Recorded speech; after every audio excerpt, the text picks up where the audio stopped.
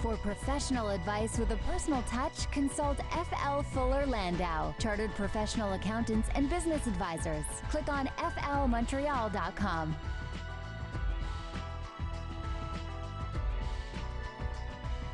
Good evening. Welcome to today's Entrepreneur, a program about the entrepreneurial spirit that drives Quebec business. My name is Dan Delmar, along with FL Montreal's Josh Miller. Good evening, Josh.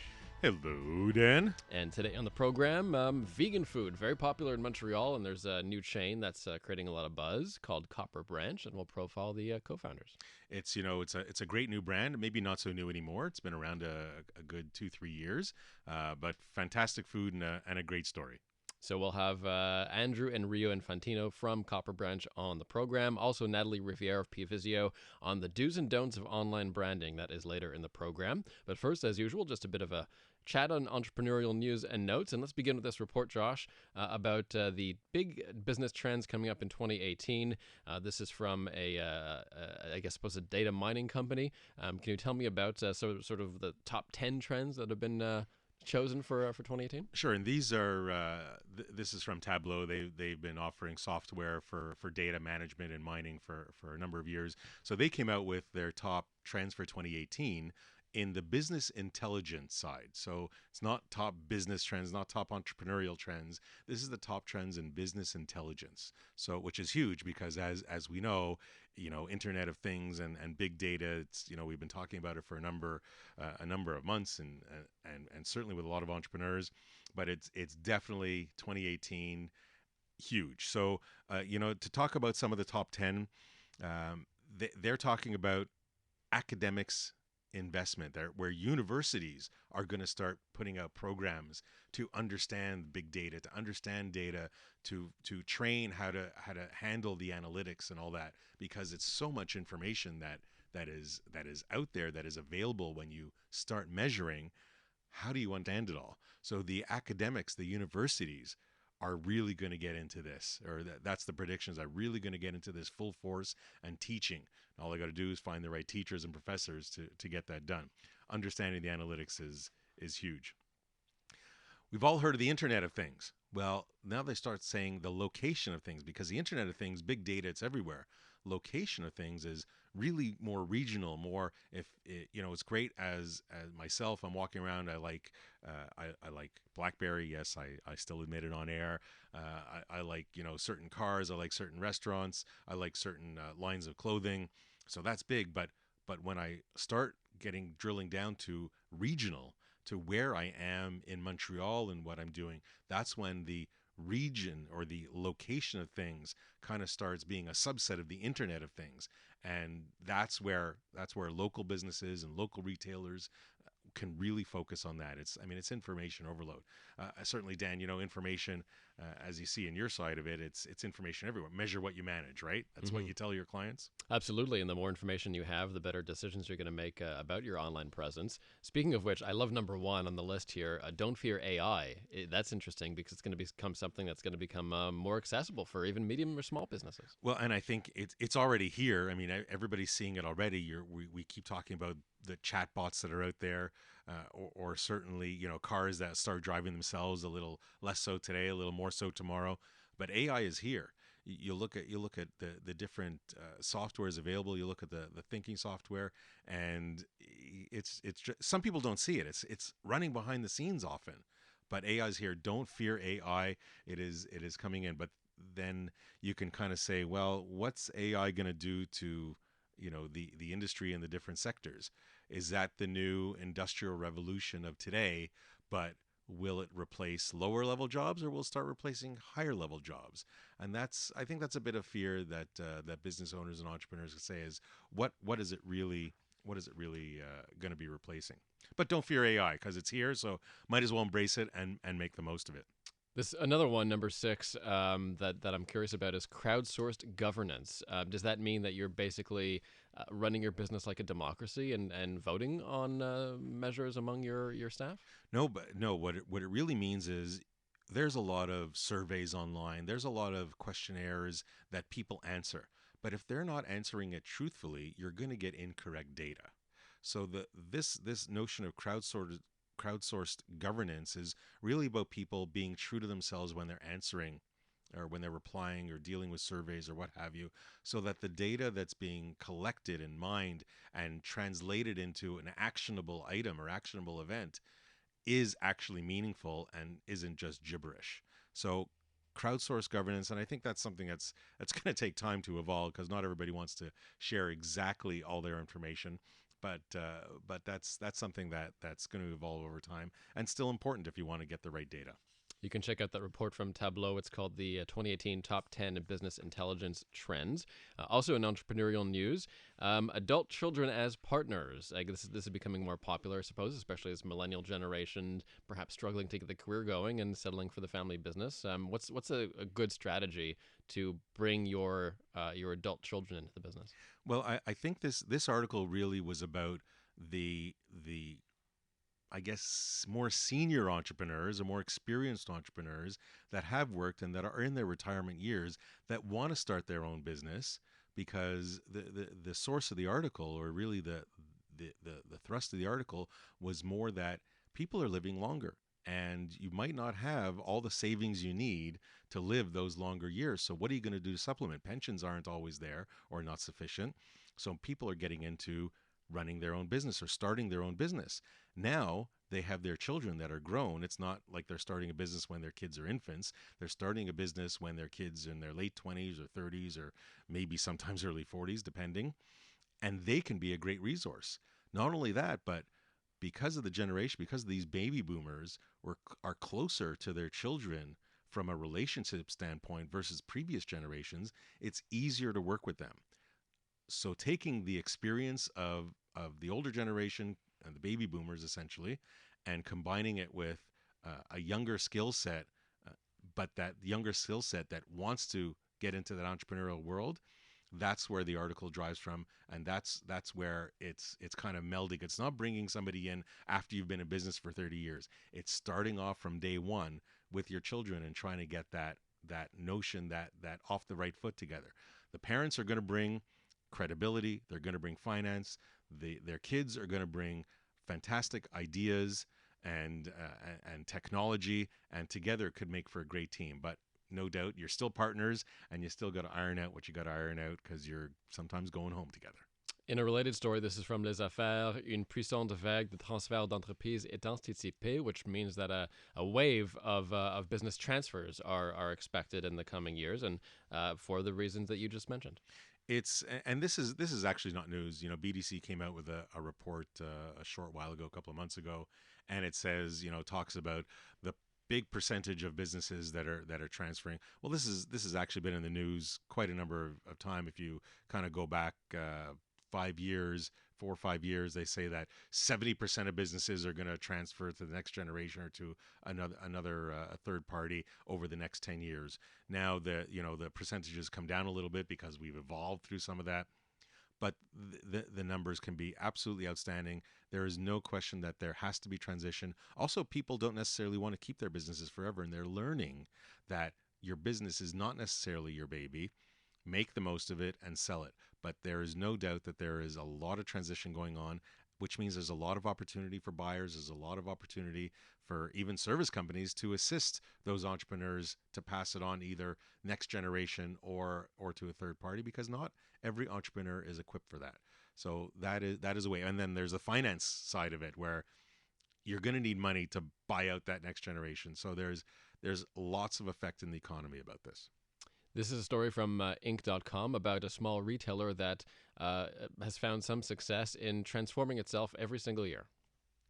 And this is actually a story that talks more about the product in and of itself is interesting. They take sales from sailboats and they make different products from it every year. And it's all about that recycling. And at the end of every season, the boatmaster comes in and says, okay, I want to trade this in, and you'll make stuff out of it. This is more about reinventing yourself. This is more a story about being a little different each year and attracting the people. But it's also about pop-up stores, and that's what I want to mention.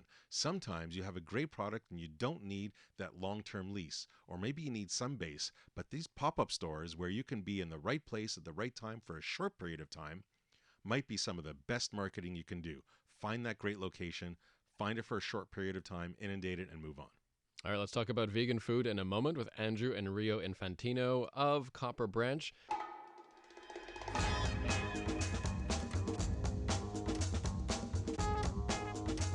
For professional advice with a personal touch, consult FL Fuller Landau, Chartered Professional Accountants and Business Advisors. Click on flmontreal.com. Inspiring stories from outstanding business people. Dan Delmar and FL Montreal's Josh Miller with you for today's Entrepreneur. And let's chat with our guests this evening. We welcome Andrew and Rio Infantino of Copper Branch, 100% natural sourced, plant-based fast food. Welcome, guys. Thanks for having us. Thank you. So first, tell us a little bit more about Copper Branch. Do you want to take this one? Sure. Go ahead, Andrew. I'll let Andrew? you. Copper Branch is a 100% plant-based power food restaurant chain. We are a fast casual chain focusing on serving whole foods, plant-based, really bringing quality foods to our community. We wanted to make a difference in the food industry, and we're a growing chain, and so it's really an exciting future ahead. Fast casual, is that instead of fast food? Yeah, the fast casual industry, it's obviously a elevated industry compared to fast food. It's, of course, quick serve, but our restaurant environment, our design, and of course the quality of the food is all elevated. And so that's why we use the term fast casual. Now, where did this come from? I guess I'll turn to Rio, father of Andrew, just so people know. Yeah. And kind of where did this idea come from? Where is your experience before this? Copper Branch? Well, basically, I wanted to create something that would nourish people, and we'd have quick access to food on the road. That was my issue when I was on the road. I had nowhere good to eat. I was looking for something quick, which I had to appeal to my gourmet taste buds. And I said, it's definitely something lacking out there, and so that's where I started thinking, and this idea was born. You have experience with running franchises. I did. I was with Subway for about 19 years, and as a multi-unit franchise owner, and definitely a lot of experience there. And before that, I did work with McDonald's, so I learned a lot of operations and franchising as well. And If somebody wanted to start their own today, do you think they could do it without all that knowledge? Big uphill battle? anything's possible with a dream. I think, if you have a dream, you can have anything happen. So, as long as you're willing to do the research, do the reading, and, seek out what's out there so that you can grow the business. Now, you were in this. You've been in this game for a long time, and you're kind of switching gears, going from franchisee to franchisor. How is that? How did that change, or what did you learn? What did you learn from being a franchisee? What you wanted to bring to the franchisor side of things? Well, as a franchisee, I did realize the needs that franchisees have. So, being in that space for almost 20 years, it made me very sensitive to understanding what small entrepreneurs of that nature need to build their businesses. And so I feel I can now focus on that and give them what they need to grow their business, and at the same time, we mutually grow the brand. When you look at Copper Branch locations, some of them, it seems, are in food courts, and visually they look very similar to some of their competitors. Bright big pictures, quick service. Was your idea to sort of model yourself after the Subways and McDonald's? So if I may, Copper Branch, really, our branding philosophy is to always create a quality image, and we want to stand out, I think, from the typical competitors. At the end of the day, it's really about the food that we're serving, focusing on being 100% plant-based, and trying to make our customer understand that this is truly higher quality food, better for yourself, better for our planet. And so we take in some inspiration, obviously, from some high quality brands. We've looked at some similar competitors and to see what they're doing, but we want to maintain a high quality image, and of course show that image through all of our branding initiatives. Did it take a long time to develop your menu? Yeah, the menu development was a process, and Rio can contest to that. It was, I believe, about 2 years that we worked really on defining the menu. Obviously, working with plant-based foods, it was a process to not only make something delicious, but that could be duplicated, and a product that can be consistent across the chain. And as we grow, that consistency is always going to be a factor, but our menu development is ongoing. We are constantly making improvements, and Rio was very passionate at the beginning of creating a very solid and a very great tasting chef-inspired menu. Now, Rio, your previous experience, your previous franchise fast food experience was not exactly so plant-based.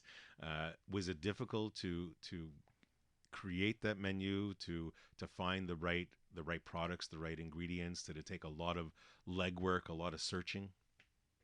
It actually did. I remember actually creating a menu, and we had to scrap the whole thing just before opening because it just didn't work. Not because people may not like it, but it was maybe too complex for the type of business and the type of service we wanted to do.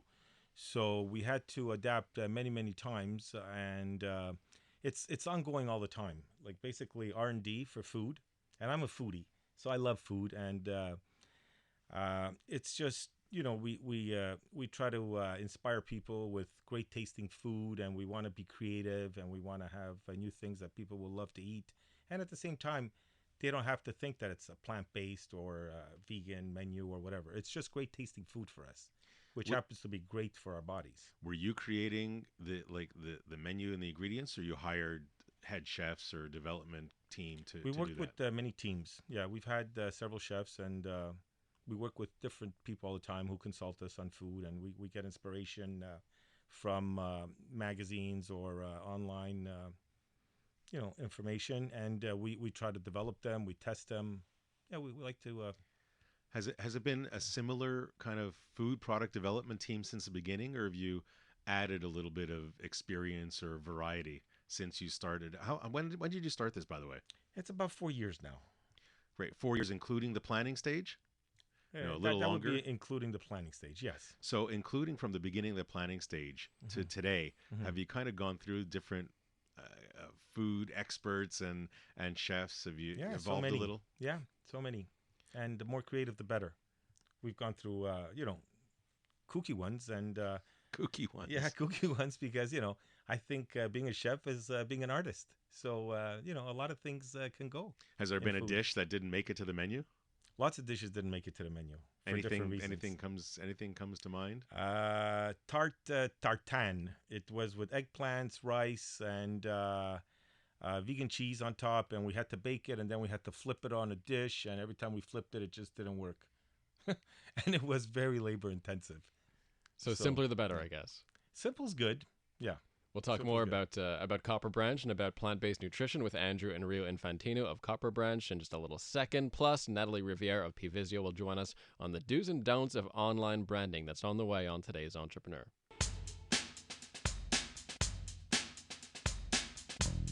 For professional advice with a personal touch, consult FL Fuller Landau, Chartered Professional Accountants and Business Advisors. Click on flmontreal.com. Welcome back to today's Entrepreneur, a program about the entrepreneurial spirit that drives Quebec business. My name is Dan Delmar, along with FL Montreal's Josh Miller. And this evening, we're chatting with Andrew and Rio Infantino of Copper Branch. You may have seen these vegan fast casual stores all around Montreal. There's a few locations now. And later in the program, and just a little bit, we're going to talk to Natalie Riviere of Pvisio on marketing and the do's and don'ts of online branding. But first, Andrew and Rio, father-son team, putting forward a very interesting business when Montreal is really sold on vegan restaurants lately, it seems. Here's a question, tough question. What's it like working with family, and how do you solve problems? So for me, it's been We'll let the son answer first, right? We'll let the dad take it afterwards. it's been, I think, a positive experience. Obviously, there are hard days. Obviously, there are very, very good days. But at the end of the day, it's really working at Copper Branch and working with my father. I want to see my father succeed. I want to see the brand succeed. And so we get through many different difficulties. We get through all our problems. And I just want to see the success of my father and of the brand. And so it's been positive, and I'm really looking forward to the future of us working together. And I can't be happier about it. So Rio, do you agree with that statement? We butt heads a lot, that's for sure. And Andrew could be really, really stubborn, and sometimes I have to fire him. But you rehire him 30 seconds later, he's rehired. He knows he's going to be rehired sooner or later. Yeah. But it's really funny the way actually we started with Andrew. I never formally invited him to the business. He sort of became a natural progression. When I remember when we started our landing page, our first website, I just wasn't happy with the content. And Andrew, for some reason, saw my disappointment, and he picked up a book, learned how to make a web page, and designed a whole new web landing page for me. And wow, I said, this is great. And since then, he's been leading our branding and marketing. And we'll come back to branding and marketing in a moment, but let's just talk, as it's not just the two of you. How many people are you? How many employees? We have an amazing members? team. I mean, we have a new COO who's just really structuring us, and he's brought in a lot of corporate ideas, and he's taken us to a bigger place. How many people are you today? We're about 150 with all the with the crew, with the staff. Yeah, The staff, Altogether. all the different stores, part-time, full-time, all that jazz. Yeah. How do you maintain the same culture throughout all locations and all those people? I think at the end of the day, we really want to create a culture of, of growth, positivity, and really focusing on the product. And so within our stores, it's a culture that puts the customer first, that puts the food first. And within our corporate culture, it's a culture that fosters growth and success. And so we take good care on obviously all of our different projects that we have going on, and we work really closely as a team. And like Rio said, we have an incredible team, and it's truly amazing to work with such passionate, experienced, and knowledgeable people. And together we are creating some amazing projects and really seeing through the success of Copper Branch. To have the consistency of product from location to location, the consistency of service, it must require a certain level of discipline that gets trained and that kind of flows throughout each location. Is that hard to instill that discipline amongst the leaders of the various locations that you have? It's definitely a challenge, and we're in the process of putting in our systems in place. And this is the ultimate need for a franchise system. You really have to put the processes available, and we're developing them. And I do come from that background, and I realize they're extremely important, and we do emphasize them a lot. So the processes you're putting in place is not for a franchise group of 10. It's for a franchise group of maybe hundreds. We always talk in thousands. In thousands. So whatever. How many locations are you today? We're about 15. Okay, so But, you're a couple of zeros away. Not We're many. getting there. Yeah, But close. we're close. But close. Yeah. So now franchises, and you were a franchisee for a number of years. You're now a franchisor. There is a transition, I'm sure. You're familiar with documents. You're familiar with legal agreements. Is it difficult to find franchisees? We don't find it's that difficult at all. We do get a lot of inquiries, and we need to screen the people as best we can, because it does make a big difference in the end who you choose to represent your brand. And the screening process or the vetting process, I'm sure, is hugely important. Has it changed today from the beginning? And what do you look for in a franchisee? What's the biggest assets? It's changed significantly. We definitely want to talk to them more. We want to see if they believe in the lifestyle, if they enjoy this type of food, why they want to go into business. It's not always about money. And I think that's what's interesting right now. The people that approach us for franchising, they're not in it for the money. They really do believe in the lifestyle. So it's really interesting to work with people of that nature.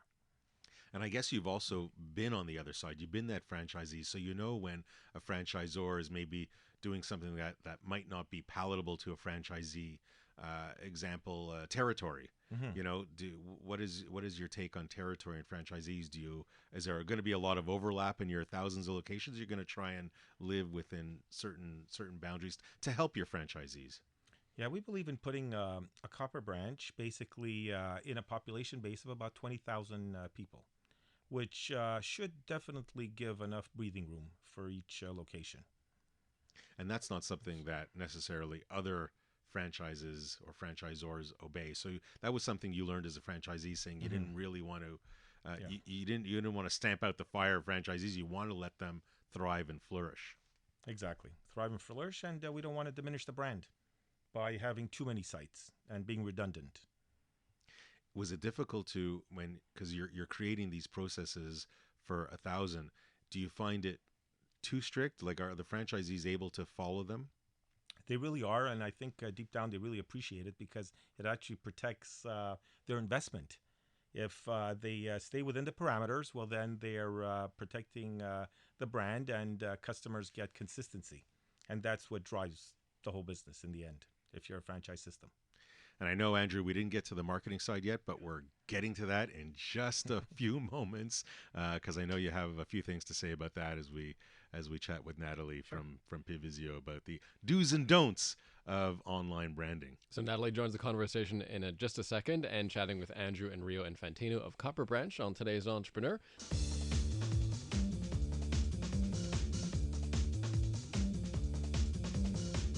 For professional advice with a personal touch, consult FL Fuller Landau, Chartered Professional Accountants and Business Advisors. Click on flmontreal.com.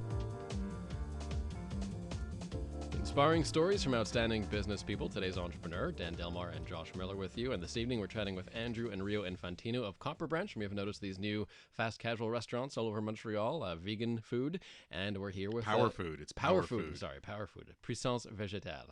And Natalie Riviere joins us from Pivizio on online branding, the do's and don'ts. Welcome back, Natalie. Thank you so much. So let's start with this brand, perhaps, Josh. It's a very interesting brand. It also, I was telling you guys during the break, it feels well engineered and familiar. You put a lot of time into this brand. No question, but as you're building a brand, or as anybody builds a brand, I'm sure there's some do's and don'ts that can be had, like pitfalls to avoid and things that you shouldn't really ignore. So I guess Natalie will turn to you, and wherever you want to start, the do's or the don'ts as you wish, as you're building your online brand.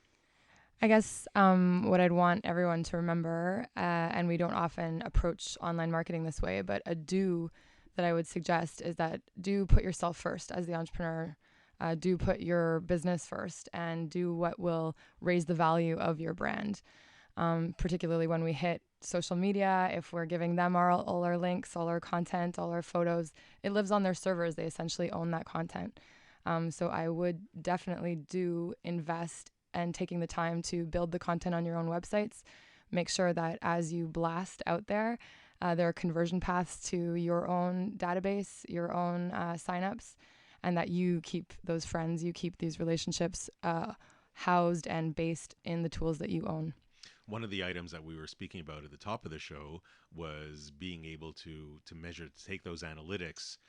As we look at trends for 2018 in BI and business intelligence, it's knowing what to do with all that data, but you got to know that you have it first. So would you include that in one of your do's? 100%. It's in the tools that you own that you get the best data, that you have the most access to it, that you can get the most information from it. The social channels, the free tools, it's very nice if they offer it. When they do, some days it's abundant, some days it's very limited. These are free tools. We can take them for what they're worth. We can enjoy them and maximize them while they're there, but you don't want to put all your eggs in that basket or count on that information. Are there a couple of specific tools or free tools that you use, or you see people that they could use? For email marketing, MailChimp's pretty popular. It's a very easy way to get into newsletters. And then the social channels that are the most generous, Facebook does give insights. Twitter stats are phenomenal at this point. They did not give a lot originally, but have evolved. Instagram gives a lot of insights as well. And what about some of the don'ts? What are some of the areas or items that maybe entrepreneurs shouldn't do or should be aware of? I guess the biggest one, and I am particularly sensitive, marketing food and plant-based nutrition in particular. I'm a big fan myself. I'm plant-based.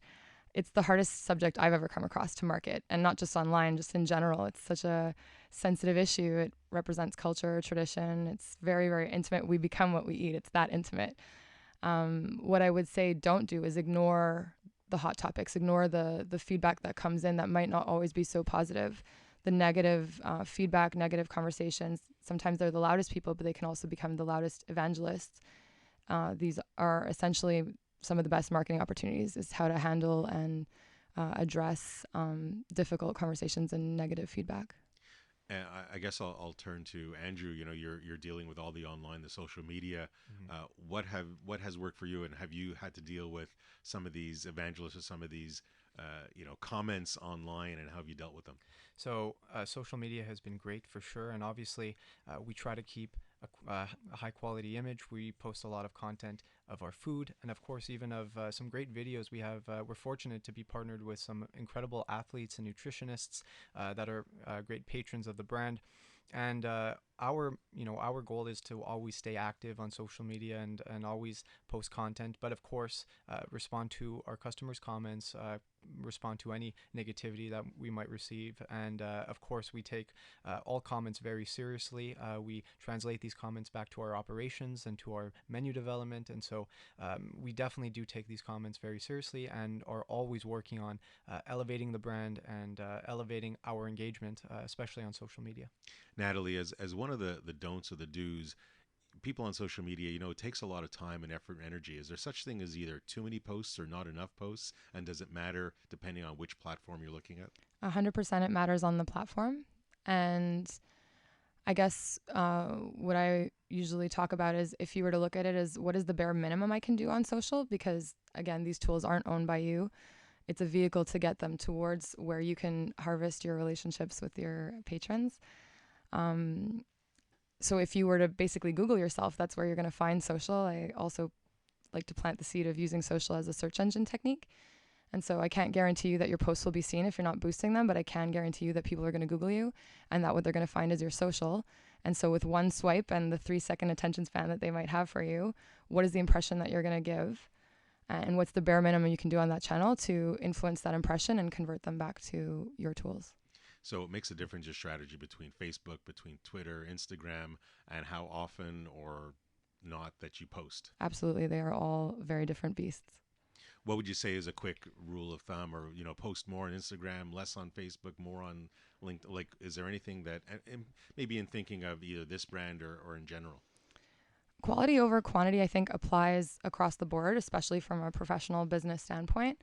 Instagram and Twitter is where you can get away with many posts. There's conversations going on, trends changing all the time. You definitely won't be drowned out and have the opportunity to participate in abundance on those two. LinkedIn, Facebook, those are where I'd say, again, if someone Googled you and saw, what would make them feel like you were outdated? Maybe you'd want to post weekly to stay relevant as a brand and use this as a window into what it's like to experience your company. And like everything else, pay attention, be mindful of everything you do. Thank you very much, Natalie. Including what you eat. Including what you eat, of course. Plant-based, awesome. So as we approach the last moments of the show, we'll turn to both Rio and Andrew and ask you guys, what would be your one piece of advice for today's entrepreneur? For today's entrepreneur, I'd say absolutely live your dream. Be passionate about what you're doing. You can do it. Try to set your fear aside, and you live large. I mean, just do what you want to do and live the dream. You can do it. Excellent. Thanks very much, Rio. And Andrew? I'd say to the same degree, passion is really, at the end of the day, what's really required. And I think moving forward in whatever the project might be, you have to really be passionate about the future outcome. Days will be difficult, and obviously projects will be very intense. But if you have that passion and that drive, and if you love what you're doing, then obviously it's going to be great. Great. Thanks a lot, guys. Dan, my quick takeaway is they had this great knowledge base, this great experience, and they took it and turned it into something that they both love. They used that knowledge for good, not for evil, but they used it to create a phenomenal brand. Andrew and Rio Infantino of Copper Branch, best of luck, guys. Thanks for stopping by. Thank you so much. Thank you. Thanks to Natalie Riviere of P-Visio as well on marketing, and Josh back next Monday night at 7 here on CJAD. Our friends at Ticket 911. That should be some useful information. There you go. See you then.